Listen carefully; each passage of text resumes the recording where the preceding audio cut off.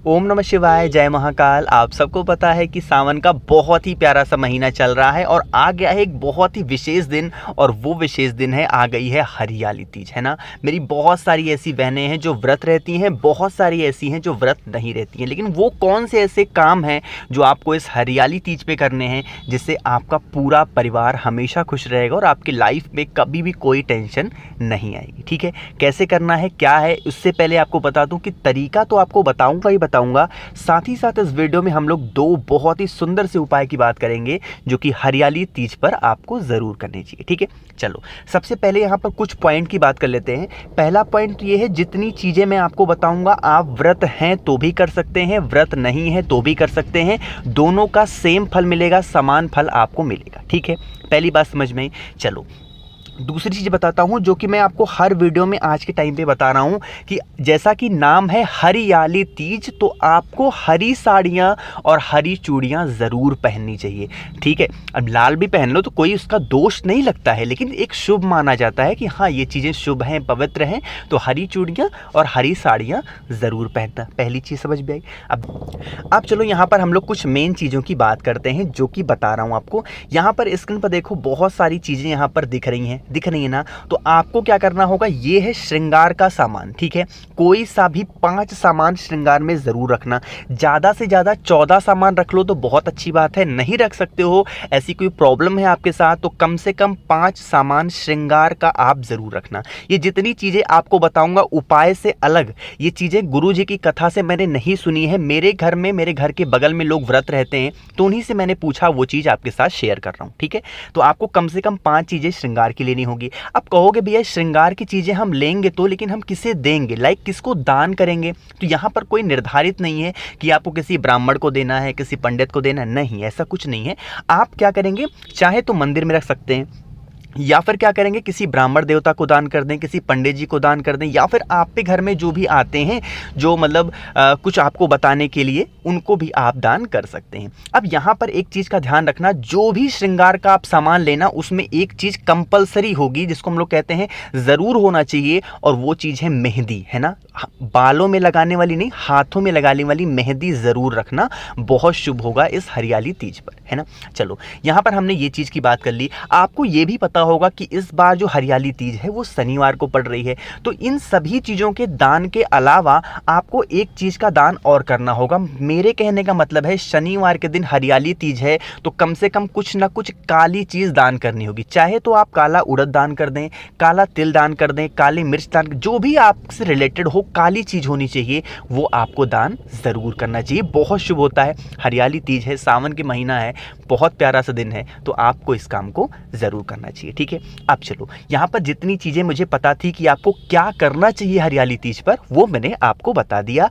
अब हम लोग आगे बढ़ते हैं, जो हमारा उपाय है इस वीडियो में हम लोग डिस्कस करेंगे। ठीक है, यहाँ पर इस पूरी वीडियो में हम लोग 2 उपाय की बात करेंगे। पहले हम लोग उपाय की बात करने जा रहे हैं जो कि आपको करनी चाहिए, है ना। अगर आपके घर में कोई भी ऐसा व्यक्ति है जो बहुत ज़्यादा बीमार रहता है, मतलब उसको जो मेडिसिन वो खाता है ना, वो दवा उसको असर करती नहीं है ना, तो आप इस उपाय को ज़रूर करेंगे। ठीक है, उसके लिए आपको क्या करना होगा, मात्र एक बेलपत्र लेनी है जो कहीं से कटी फिटी ना हो, बहुत ही प्यारी सी, बहुत ही सुंदर सी एक बेलपत्र लेना, ले लिया।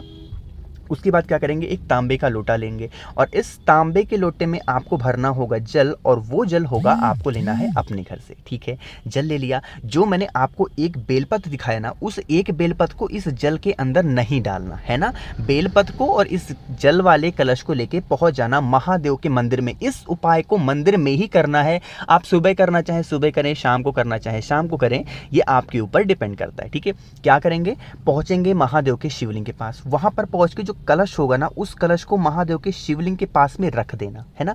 और आपके पास में जो एक बेलपत्र है ना, उस एक बेलपत्र को आप इस कलश में एक बार टच कराना, छुआना, श्री शिवाय नमस्तुभ्यम का ध्यान करते हुए। ठीक है, छुआ दिया। देखो इस जल में नहीं छुआना है, सिर्फ उस एक बेलपत्र को आपको इस कलश के ऊपर छुआना होगा। ठीक है, छुआ दिया। अब छुआने के बाद क्या करेंगे, आपको अपना फेस रखना होगा कौन सी दिशा में, 1 मिनट, उत्तर दिशा यानी कि नॉर्थ डायरेक्शन, और उस एक बेलपत्र को कुंदकेश्वर महादेव, किसी भी बीमारी को बहुत जल्दी खत्म करने के लिए महादेव का एक बहुत प्यारा सा नाम लिया जाता है और वो नाम है कुंदकेश्वर महादेव। ठीक है, डंडी होगी बाहर की तरफ यानी माता अशोक सुंदरी की तरफ, पत्ती का मुख होगा वो होगा आपकी तरफ। बेलपत्र समर्पित कर दिया। अब इसी बेलपत्र के ऊपर जो कलश में आपने बेलपत्र को टच कराया था, उसका जल आपको इस बेलपत्र के ऊपर समर्पित करना है कुंदकेश्वर महादेव का नाम लेके, ठीक है। जल की धार होगी बहुत धीरे धीरे, बिल्कुल स्लो मोशन में समर्पित करना। जो जल होगा बहता हुआ जलाधारी से नीचे गिरेगा। इस जल को रोक लेना, जितना भी आप रोक सकते हो, थोड़ा या फिर ज़्यादा। रोकने के बाद जो भी व्यक्ति आपके घर में बीमार होगा उसको ले जा करके कुंदकेश्वर महादेव के नाम से थोड़ा सा आचमन करेंगे और पूरे घर में उस जल का छिड़काव कर देंगे कुंदकेश्वर महादेव के नाम से।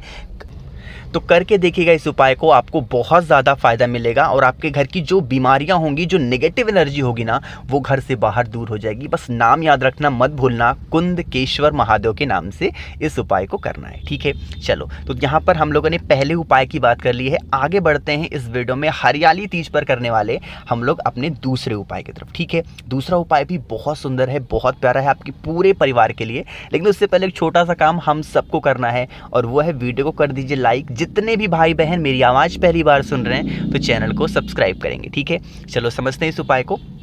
लेकिन इस उपाय को समझने से पहले ये जान लेते हैं कि इस उपाय के बेनिफिट क्या है, फ़ायदे क्या है ना। चलो, इसके कई फ़ायदे हैं। पहला फ़ायदा तो ये है कि अगर आप पे घर में लड़ाइयाँ बहुत होती हैं, लड़ाइयाँ क्या मतलब ये नहीं कि खून खराबा टाइप का नहीं, मतलब लड़ाई का मतलब कि ऐसे कोई इंसान किसी से गुस्सा हो जाता है हमेशा, मतलब हर छोटी बातों को लेकर घर में मारपीट, गुस्सा है ना, गिलास पटकना, ये ऐसे सारे माहौल घर में बने हुए हैं तो करना। दूसरा, अगर कोई बीमार बहुत ज़्यादा पड़ता है तो कर लेना। और घर में खुशियाँ नहीं आती हैं तो भी इस उपाय को करो, बहुत ही प्यारा सा है। क्या करना है, आपको लेना होगा इस तरीके से इत्र। मैंने क्या बोला, मैंने बोला इत्र। आपको परफ्यूम नहीं लेना है जो हम लोग अपने ऊपर छिड़कते हैं, वो नहीं, इत्र लेना। पूजा पाठ की शॉप पे इजीली अवेलेबल है, ले लेना। अब उसके बाद हमें लेना होगा इस तरीके से बेलपत्र। अब यहाँ पर बेलपत्र कितनी लोगे, 5 बेलपत्र, है ना। लोगों के बहुत कमेंट आते हैं, भैया आप बता देते हो 5 बेलपत्र 7 बेलपत्र, हमें एक नहीं मिलता, हम 5-7 कहाँ से लेके आएंगे। तो देखो, अगर आपको बेलपत्र नहीं मिलती, महादेव के शिवलिंग के ऊपर जो बेलपत्र चढ़ी हो वही उठा लो, धुल करके इस्तेमाल कर लेना, है ना। आपके पास में कितनी बेलपत्र है, 5 बेलपत्र है। मैंने आपको क्या दिखाया, इत्र दिखाया। ये नीचे की जो डंडी है, जहाँ पर मैं देखो रेड कलर से पेंट कर रहा हूँ ना, यहीं पर नीचे की डंडी पर आपको 5 के 5 बेलपत्र पर इत्र लगाना है। सिर्फ नीचे, पूरी पत्तियों पर कहीं नहीं लगाना, सिर्फ नीचे की डंडी पे यहाँ पर आपको इत्र लगाना है, बहुत ही थोड़ा थोड़ा, एक एक बूंद इत्र लगाना।